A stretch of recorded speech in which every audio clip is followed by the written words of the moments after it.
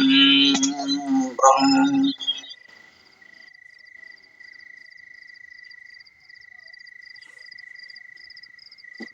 ओम काल सूक्त अथर्ववेद कांड 19 सूक्त 51 मंत्र 1।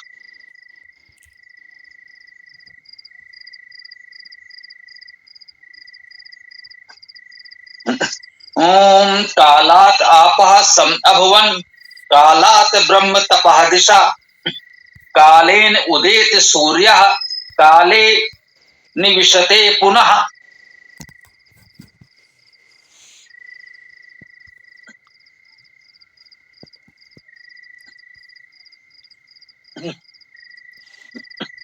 ये काल सूक्त है, देवता काल है, इसका भाव यही है। इसमें मुख्य विषय काल है, काल के विषय में बताया जा रहा है और वेद मंत्रों का मुख्य अर्थ आध्यात्मिक होता है। तो ये काल भी परमेश्वर के लिए प्रयुक्त हो रहा है। आध्यात्मिक भावार्थ में ये काल परमेश्वरवाची ही माना जाएगा और वही भाव इसमें मुख्य प्रतीत भी हो रहा है। कह रहे हैं कालात आपा समभवन, कालात काल से आपा आप सम अभवन सम्यक रूप से हुआ। सम उपसर्ग अभवन में आ क्रिया उपसर्ग और भू धातु। काल से आप समुत्पन्न हुआ, सम्यक रूप से हुआ। आप भी काल से उत्पन्न हुआ। अब आप शब्द का अर्थ हम समझें।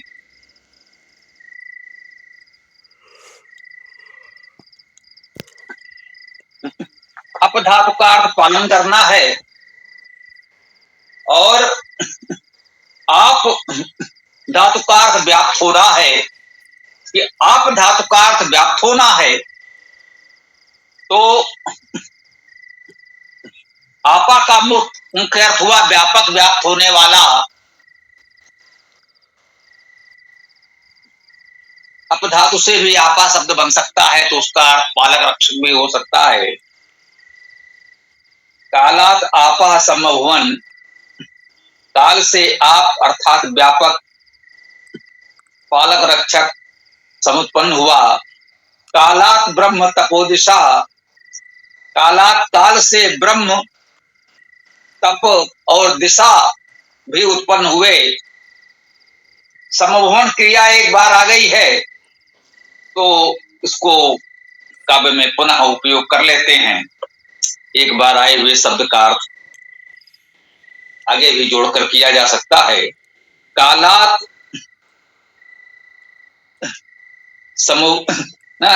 कालात आपा समभवन कालात ब्रह्म तपो दिशा, काल से ही ब्रह्म तप और दिशाएं उत्पन्न हुई। सभी शब्द हमारे परिचित हैं। तो कालेन उदेत सूर्य, कालेन काल द्वारा ही, अभी तो नहीं है, कालेन काल द्वारा उदेति उदय होता है। उदेति उत एति, उत उच्च उत्कृष्ट ऊपर, एति जाता है, ये धातु का अर्थ जाना चलना। उदेति ऊपर जाता है, उदय होता है, एक ही बात है। कहा गया उत उपसर्ग के साथ ये धातु से उदित क्रिया बनी तो हम लोग अभी भी कह देते हैं उदय होता है या ऊपर जाता है, बात एक ही। तो कालेन उदित सूर्य, काल द्वारा ही सूर्य उदय होता है। काले निविशते पुनः, काले काल में निविशते निवेश कर जाता है। नि उपसर्ग निश्चित रूप से, विशते विष धातु का अर्थ वही प्रवेश करना। निवेश कहें या प्रवेश कहें, नि भी उपसर्ग है, प्रा भी उपसर्ग है, तो निविशते पुनः, पुनः प्रवेश कर जाता है। काल से व्यापक, व्याप्त होने वाला आप तथा काल से ही वृद्धिशील वृद्धि करता ब्रह्म तप दिशा सम्यक उत्पन्न हुए हैं। काल द्वारा सृष्टि करता प्रेरक ऐश्वर्यवान सूर्य उदय होता है।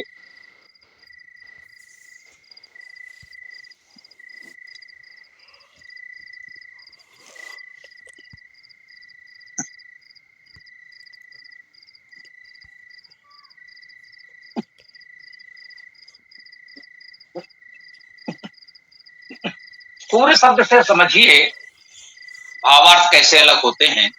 सूर्य का शाब्दिक अर्थ क्या हुआ? सु ऐश्वर्य, सुप्रेरणे, सुप्रसवे धातुओं से सूर्य शब्द निष्पन्न हुआ। तो सूर्य का शाब्दिक अर्थ हुआ सृजन, ऐश्वर्य, प्रेरणा। सृजन, ऐश्वर्य, प्रेरणा से के गुणों से युक्त परमेश्वर या उसके उपासक को सूर्य कह सकते हैं।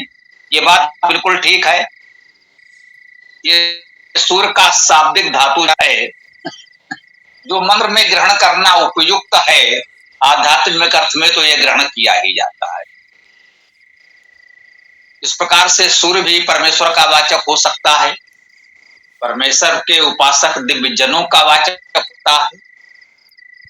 और एक आकाशीय पिंड को भी हमने सूर्य नाम दिया है, इन्हीं गुणों के आधार पर दिया है। सृजन, ऐश्वर्य, प्रेरणा। इस सूर्य से ही पृथ्वी आदि ग्रह उपग्रह उत्पन्न हुए। सूर्य से ही पृथ्वी पर जीवन उत्पन्न होता है। जीवन का संचालन सूर्य से ही होता है। सूर्य से प्राप्त ऊर्जा से ही जीवन चल रहा है।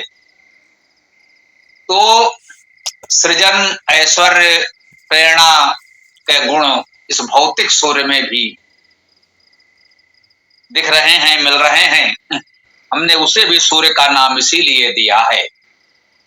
तो आज भौतिक अर्थ में इस भौतिक आकाशीय पिंड सूर्य को भी ग्रहण कर सकते हैं सूर्य शब्द से, परंतु जो उसका शाब्दिक अर्थ है सृजन, ऐश्वर्य, प्रेरणा, वह तो ग्रहण करेंगे ही। अब सृजन, ऐश्वर्य, प्रेरणा का भावार्थ परमेश्वर भी कर सकते हैं, परमेश्वर के उपासक विद्वान देवजनों को भी कर सकते हैं। और भौतिक अर्थ में, आदि भौतिक अर्थ में आकाशीय पिंड भौतिक सूर्य को भी सूर्य शब्द से ग्रहण कर सकते हैं। तो इस प्रकार से वैदिक शब्दों के अनेक भावार्थ किए जा सकते हैं, शब्दार्थ एक ही। अब कोई चाहे तो ज्योतिषी पक्ष में कह दे कि समय द्वारा सूर्योदय होता है, सूर्योदय का एक समय होता है, गणना है, निर्धारित है, और उस समय से सूर्य का उदय होता है। इस प्रकार से इसको ज्योतिषी गणना से संबद्ध किया जा सकता है।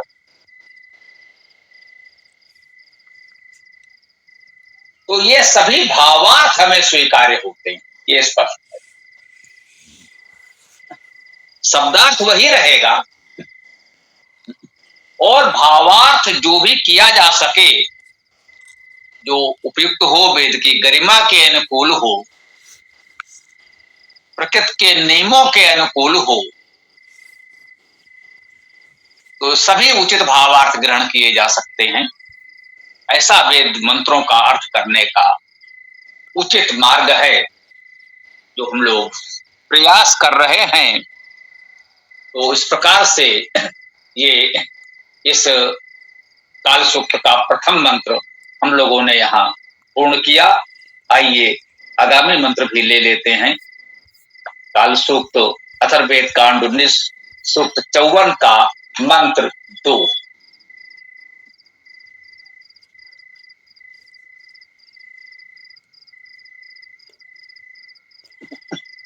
ओम कालेन वातः पवते कालेन पृथिवी मही द्यो मही काले आहिता।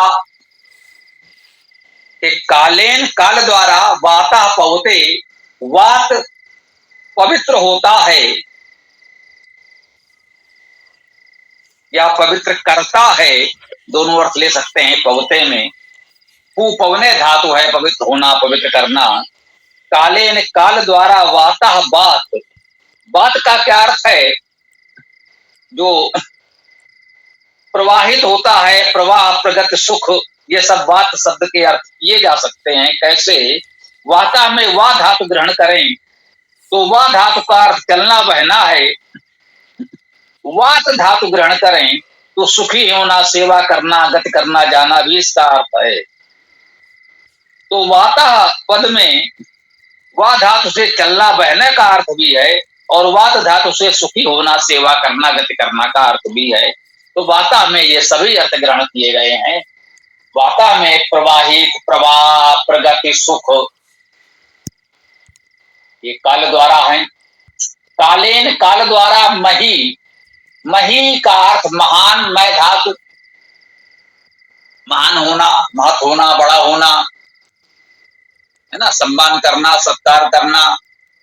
मही धातु का अर्थ प्रकाशित होना, बढ़ना, बोलना। तो ये मही शब्द में बहुत से अर्थ हैं। सामान्यतः हम लोग कह देते हैं महान, उसमें सभी अच्छे भाव समाहित हो जाते हैं। तो यहां भी कह सकते हैं कालेन पृथ्वी मही, कालेन काल द्वारा ये पृथ्वी विस्तृत भूमि कह लीजिए, जो पृथ्वी है, मही महान है, ऐसा भी अर्थ कह सकते हैं। कालेन पृथ्वी मही, काल द्वारा ही ये महान पृथ्वी भी पवित्र होती है, पवित्र करती है। कालेन वाता पवते, कालेन पृथ्वी मही, काल द्वारा वात पवित्र करता है। कालेन पृथ्वी मही, काल द्वारा ये महान पृथ्वी भी पवित्र करती है। द्योर मही काल आहिता, द्यो मही, द्यो देवलोक, प्रकाशमान लोक, प्रकाशमान क्षेत्र, द्यो का अर्थ हुआ प्रकाशमान, द्यो तो धातु का अर्थ प्रकाश होना, द्यु धातु का अर्थ आगे जाना, समीप जाना, आगे बढ़ना है, द्यु धातु का अर्थ प्रकाश होना भी है। तो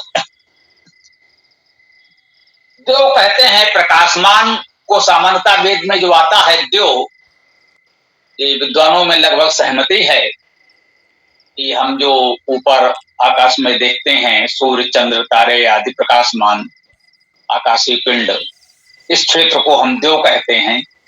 कहते हैं द्यो मही, द्यो और ये मही, पृथ्वी जिसके लिए भी कहा गया पृथ्वी मही, तो द्यो और ये मही महान, या ये भी कह सकते हैं महान द्यो, ये महान आकाश पिंड, ज्योतिमान प्रकाशमान पिंडों का क्षेत्र महान अर्थात बहुत बड़ा जो है, काले आहिता, ये काल में ही आहित है, समाहित है, यहां सम उपसर्ग नहीं लगा। पहले हमने उस मंत्र पढ़े हैं जिसमें समाहित सम उपसर्ग लगा हुआ था। इस समय हम लोग समाहित शब्द बोलते हैं तो भाव स्पष्ट हो जाता, सम उपसर्ग के साथ ही जब आहित बोलेंगे तो समाहित शब्द में भाव स्पष्ट हो जाता है। वेद में उपसर्ग ना भी हो तो भी आ तो उपसर्ग है ही, आहिता में आ उपसर्ग है, ही धातु है, ही धातु का अर्थ गति करना, वृद्धि करना, धारण करना भी है। तो द्यो मही काले आहिता, द्यो और मही ऐसा भी अर्थ कर सकते हैं, महान द्यो भी अर्थ कर सकते हैं, प्रकाशमान महान लोग ऐसा भी अर्थ कर सकते हैं। ये सब काले अर्थात काल में सप्तमी विभक्ति एक वचन काले पद में है, तो काल में आहिता सम्यक रूप से गतिशील वृद्धिशील है, आहिता का ये अर्थ कर सकते हैं। आ उपसर्ग सम्यक समन्ता, ही धातु गति करना, वृद्धि करना। तो द्यो और मही काल अर्थात समय, काल में ही आहित हैं, सम्यक गतिमान और वृद्धिशील हैं, ऐसा अर्थ भी हम कर सकते हैं। ये सब काल में समाहित हैं, काल में ही सम्यक गतिशील वृद्धिशील हैं, ऐसा अर्थ हम इसमें कर सकते हैं। तो आइए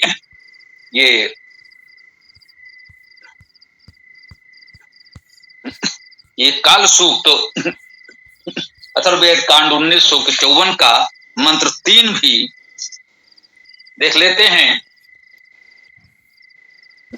ओम कालाः भूतं भव्यं च पुत्रः अजनयत् पुरा, कालात् ऋचा सम अभवन् यजु कालात् अजायत। कह रहे हैं कालाः भूतं भव्यं च, कालाः काल ही भूतम भव्यम चा, काल ही भूत है, भूत अर्थात जो हो चुका, भव्यम चा, और भव्य अर्थात होने वाला भी है, भूतकाल भी है और भविष्य काल भी है। जानते हैं जो कुछ हो चुका है वह भी काल, जो होने वाला है वह भी काल। आप कह सकते हैं यहाँ पर भूतकाल और भविष्य काल के विषय में भी संकेत किया जा रहा है। और इसका जो व्यापक अर्थ है वो ये है कि जो हो चुका है और जो होने वाला है सब कुछ काल ही है। ये काल अर्थात हमने कहा महाकाल परमेश्वर के लिए ही कहा जा रहा है। वह परमेश्वर भी काल है, महाकाल है। तो वह काल अर्थात महाकाल परमेश्वर ही, जो हो चुका है भूत वह भी वही है, भव्यम चा, और जो होने वाला है वह भी वही है। पुत्र अजनयत पुरा, पुत्र पुत्र, अजनयत उत्पन्न हुआ या उत्पन्न किया, पूरा पहले। ये काल ही है, इसी ने पहले पुत्र रूप में सब कुछ उत्पन्न किया है। ये सृष्टि जो भी उत्पन्न हुई है ये इसी महाकाल की है, महाकाल का ही पुत्र है। और पुत्र का शाब्दिक अर्थ भी यहाँ पर देखें तो पू धातु का अर्थ गति करना, रक्षा करना, श्वास लेना, पू पवित्र करना।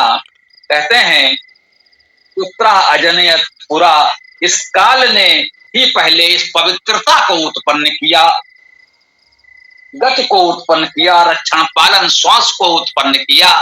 काल ने ही पुत्र उत्पन्न किया।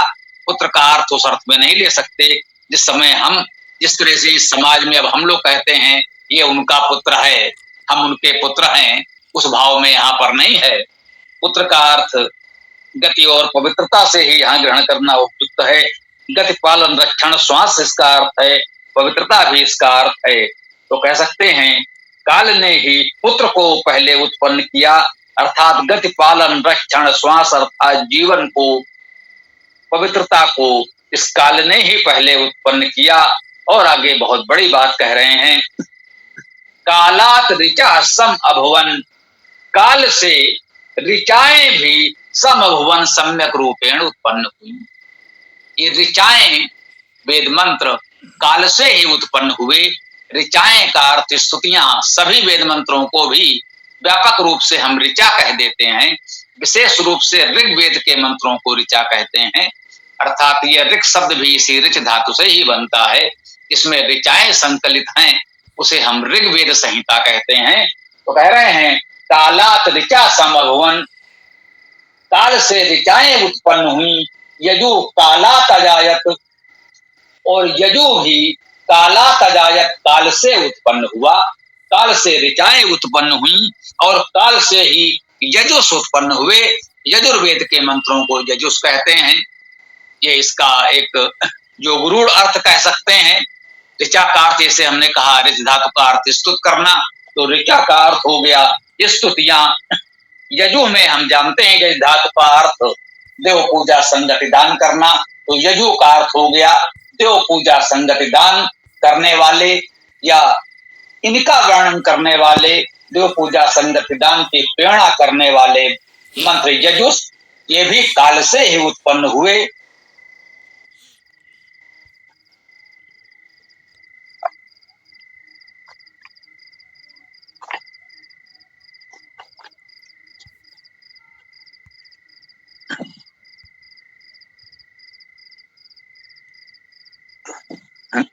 तो इस प्रकार से इसके हम लोगों ने आज 3 मंत्र कर लिए हैं। इस सूक्त में कुल 5 मंत्र हैं, शेष 2 मंत्र कल देख लिए जाएंगे। एक बार तो हमारा विचार हुआ था कि पूरा आज ही कर दिया जाए, क्योंकि बहुत सीधे सरल मंत्र हैं, इसमें बहुत व्याख्या विवेचना की अपेक्षा नहीं थी। चलिए तो आज हम अपनी व्याख्या को यहाँ विराम दे दें, आप लोग अपने प्रश्न विचार रख सकते हैं। ओम।